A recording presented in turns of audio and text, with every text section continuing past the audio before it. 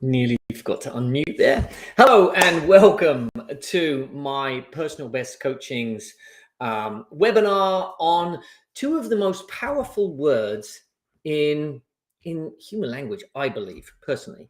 It's this I am. But before we get into that, I'm going to wait for people to come on. I know that I've got um, my live stream on LinkedIn, so I should be looking for messages there.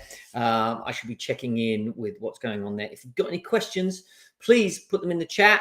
I'll make sure to answer them. If not on this stream, then I will make sure to answer them on the next stream. My name is Tony Everett. I'm with My Personal Best Coaching. And one of the things that I've realized over the years is this idea that athletes have a hard time taking what they're learning from their sports, and it doesn't matter what level you play, taking what they learn from sports and actually transitioning that into the world of business. It's incredibly challenging to do that, to understand what it is that I'm learning from sports that equates to business. So I started My Personal Best Coaching, which is a business coaching platform that helps athletes of any level, of all levels, take these lessons from sports and transition them into the world of business, which helps them become more professional, a better, stronger professional. I help athletes start their own businesses. So there's a lot to this, and a lot of what we do and a lot of what we talk about is in the mentality shift. And one of the issues with the athletes face is this whole identity of I am. I am, when we look at the words I am and the words that follow it, this is what makes I am really, really powerful. Because what you follow them with is what you become. So as an athlete, when I say I am an athlete, that really does then prevent the self, the being, from becoming anything else. So in today's webinar, we're going to talk about this I am, both on an emotional state and on a physical doing state. So if we actually look on the emotional state to start off with, there is a lot of words around I am. So I am angry, I am happy, I am joyful. And there's nothing necessarily wrong with that when it comes to these I am statements. But here's where I want you to think about. Now, this next slide, I'm going to walk you through this. So you are in a state, you are in a clear state. This is the first on the right, I guess, that you'd be looking at it. So you've got your being. And when you say I am angry, what that actually does is it feels the whole body. Everything that you've got is sitting there saying I am angry. And so that doesn't leave space for anything else in your being. So this is why I am is very powerful. I am angry creates in you anger with no room for anything else. Now we can shift this a little bit. And these are what these next two diagrams are. So when you actually say, I feel anger in my body, or I feel angry, then what that changes, it's a subtle change, but it's really important because that puts anger as part of your body, not your whole being. And so now you can see anger within you as part of you, and it sits in you, just like this diagram, the third one in there. And that then allows space for something else. And when you think about some of the more negative emotions like anger, when you create space, you actually create room to stop, to breathe, to think about what's going on. It allows your prefrontal cortex to take over. And this is really important because the emotions, what actually happens with our emotions is something happens on an external source. It creates a thought, and that thought then creates an emotion. And the amygdala, if you were to look at a 3D version of the brain, right, it looks like this. Prefrontal cortex is here, amygdala is in the middle. And when you actually feel anger, the emotions take over, and then the prefrontal cortex flips out like that. So I am angry means the whole emotion is in control. Whereas if you can say, I feel anger in my body, you can somehow bring that prefrontal cortex, the thinking, back online. And then the next step of this is I see the feeling of anger. Now, what that allows you to do when you say, I see the feeling of anger, it actually separates it from your body. That really does bring the prefrontal cortex back online. So you can actually start to really think through what's going on. I cover all of this emotional content because it is very important as regards to I am statements. I am followed by what comes next is easy to follow when you think about the emotional state of a being, because we've all done that. We've all said I am angry, and we live that anger. We feel it in our body. All of us is angry. So then when we actually think about this in the physical realm, like I am, and this comes to our identity, and this is why I wanted to connect the emotion to the physical identity, because there is still that connection with I am follows the full physical being. And so when you look at this, when you say I am a soccer player, your being, full being, is a soccer player, and there's no room for anything else. So what happens when your career comes to an end? Does that mean you've just stopped being? Well, no, of course it's not. You're still there. You're still human. You're still out there. But what you've done is you've stopped a certain aspect of your life, the soccer portion. So when you actually change the statement from I am a soccer player, or I am a football player, I'm a basketball player, I am an athlete even, when you change that to say soccer is a part of my life, a part of me, then again, it allows room for you to be something else, right? You're not, all of your being is now not a soccer player, but it's a part of you, which means you can now move and shift that around. And then when you take that one step further and become into this, soccer is something I do, now you can separate it completely. What are the benefits of this? Well, the benefits of this is really huge, actually, because what it will allow you to do is look at the bigger picture of your life. And what I mean by that, if you've been playing soccer since you were a kid, then you play soccer through high school, then you play soccer into college, then you play soccer as a professional. That still takes you up to what, 30, maybe 34, maybe a little bit older, but that still gives you much more of your life to be something else. So it's important that we actually are aware of how we go through separating what we do, who we are, how we feel even about all of this. And it's the words we use. So my challenge in this portion of the webinar is to say, what words are you using and how can you shift them ever so slightly to be more of a soccer is part of my life. Soccer is something that I do, rather than I am a soccer player. When you get into that realm, that is the identity and that becomes all of you. And that can be a dangerous place we can live. So now you can't just say, I am something to make it true. And I'll give you an example from my own personal life here. For the longest time, I wanted to read. I wanted to read more. And I would pick up a book, I would start reading, and then I'd get bored and I'd put it down. And so it wasn't part of my identity. Reading wasn't who I was, right? It wasn't something that I attached myself to. So I would just read and put it down, read and put it down. And this was, in many areas of my life, writing, cooking, there was all of these different areas of my life I really wanted to step into. But this other part of my identity, I am a coach, I am a salesman, was really gripping me and taking more of me than I wanted. So I was working with the kids through the Pure Game program, a non-profit that I actually run within the juvenile hall program. And I realized one of the issues that they were having is we were asking them to become something, be something that they weren't ready to step into. So I created a simple system of this I am becoming.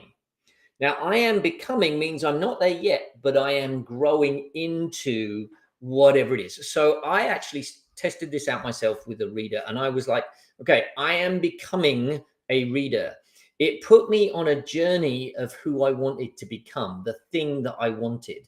I am becoming a cook. I am becoming a writer. And that allows me to step onto the journey slowly and walk into it. And it allows me to step into the learning and the challenges and the victories of growth that holds in that growth system. But once you start gaining some victories, once you've started upon this journey, you can feel the reward, you can feel fulfilled, and you can actually feel the gratitude of doing something great, that you're becoming something bigger and more, you're growing as an individual. So I am becoming became part of what I do with athletes as they're working to transition into their new world. So as opposed to now saying I'm a soccer player, we can say I played soccer and I am becoming a business owner.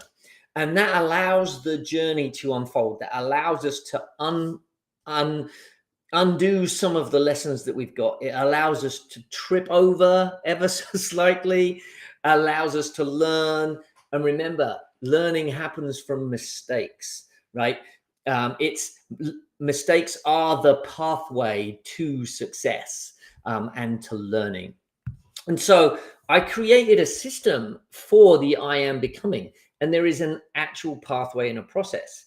And so you take the time to reflect on the person that you would want to become, right? That thing that you want to do. In my mind, it was a reader.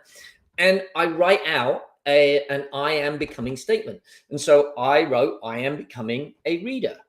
I create a definition for my becoming statement. So for me, a reader was reading books. It wasn't reading online articles. It wasn't reading social media posts. For me, a reader meant that I read books. And every week, I actually set a goal of the points that I wanted to score. And it was really very simple. I set myself a 5-point system. Five was I knocked it out of the park. I read a whole chapter. Four was I read a couple of pages. Three was I read 2 pages. One was I read a page, or sorry, two was I read a page, and one was I read a paragraph. And so that allowed me to then track my point scoring system throughout the week. So if I took a 5-day work week and I was going to read those 5 days, that's a total points of potentially 25, right? With a minimum of 5 points. So I was always scoring through the week. And what happened was, and if I didn't read, obviously I would be a 0. So it's 0 to 5. What that allowed me to do was daily, I would record my points. And so at the end of every day I'd be, I read a paragraph today. That's a point. Oh, I read a couple of pages today. That's 2 points. I read a whole chapter today. That's 4 points. Whatever it is, right? You record your points as you work through the week. Then that allows you to step into this journey and this growth, because what should happen is you should start by scoring on a weekly basis somewhere in the region of 5, 4, 5, 6, 7, 8, somewhere around about up to about 10. And then as you work through the weeks, you see these points start to stack up to the point where you're getting regularly, consistently 20 to 25 points. When you get to the 20 to 25 points, you can now actually say, oh yeah, I'm a reader. And now I read every day, and I read somewhere between a paragraph and a couple of chapters. So I can now actually say I am a reader, right? I've got an accountability partner for that, that I will talk to. It's my wife. She's becoming more organized. And so we're working through this system where we're growing as individuals, and I am becoming this reader. Now I see myself as a reader, and I don't say I am a reader because that would be all of me, but I always say I see myself as a reader. And when I see myself as a reader, that allows me to step into that and enjoy the journey of reading. And suddenly, especially as athletes, we love that competition, right? We love stepping up and saying, "Ha, scored more points than you today, scored more points than you this week." And that's what you can make it a little competition. You can make it a competition with yourself. If you're scoring too few points, then you've got to ask yourself, is that really what you wanted to become in the first place? Is the challenge too big? Are you being lazy, right? Are you not putting your full effort into that thing that you want to become? So there's a full structure to this where you can actually assess the I am becoming statement. Is it something that you wanted to do? For instance, again, I wanted to become an artist. I wanted to draw pencil drawings, and I was like, okay, I'm going to become an artist. Well, I started off sixes and sevens, fives, eights, but I couldn't crack the 10-point mark. And I actually sat and reviewed at one point saying, do I really want to do this? Because there'd be days that went by without me drawing anything. And that allowed me to assess, why was I wanting to become an artist? And I'd read somewhere that if you become an artist, you're more creative, and it helps your creativity. It helps you think differently. And so I was doing it because I'd read an article of something else, but it wasn't my heartfelt desire. So I just said, okay, I'll just drop that and let that go. I did write, as I said, I am becoming a reader, and now I read more. I did write, I am becoming a writer, and now I write more. I write several articles, and I'm enjoying that. And so there's this growth in me that I know I'm getting better. And as I grow, I feel so much better in myself. So I would love to help you walk through this system. I would love to help you find out what your I am becoming statement is. I'd love to help you find out what your I am statements are. Where are you stuck? Are you stuck within that emotional fear-based system where you're saying, I am angry, I am frustrated, I am sad, whatever it is, are you stuck in there? And maybe there's a process that we can walk through that can help you uncover some of this and get out of it. If you are a current professional athlete, maybe there's a way that you know that retirement is just around the corner. So we can work on helping you become that next part of your life. Break down some of the I am a soccer player to I am becoming a business owner. And then there's marker points along the way, and there's a system on which to get there. Or if you are a professional employee right now, somewhere working, and you play sports of a weekend, maybe there's some stuff on your sports from a weekend that you want to bring into your business life because you know it would make you a better professional in your employment. And I can help you with that as well. So you can visit mpbcoaching.com. There's resources there. I'm creating an online course for this I am becoming. It will take about 3 or 4 weeks of work for you to work through this I am becoming worksheet. And then you can then go off and continue using this in all sorts of areas of your life. Email me at tony@mpbcoaching.com. If you want to be a part of that, that would be fantastic. I would like to say thank you for joining me today. Thank you for joining me on the LinkedIn Live and Facebook Live. Thank you very much for all of your participation in today. Like I said, the questions that came out today, I'm going to actually answer in the next webinar. I'm going to be hosting one of these every month now. And the concept is simple.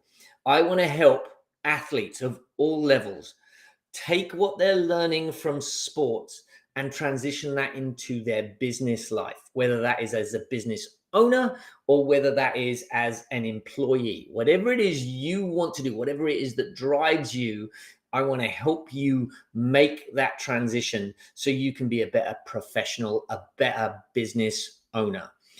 So I'll be doing another one at the end of April. I will post that on social media channels so you know where that is. Please sign up there. I'll also post this on the website so you can see that. A recording of this will also go onto my YouTube channel, and I'll probably post it to LinkedIn as well. Thank you very much for being here today. My contact information is here. If you have any questions, please reach out to me. I'll answer it straight away on email, and then I'll include those questions and those answers in the next webinar so you can watch that and see what people are asking and what people are talking about. Again, thank you very much. I look forward to seeing you in a month's time. Any questions, mpbcoaching.com, or email me, tony@mpbcoaching.com. Thank you very much, and I'll see you in a month's time.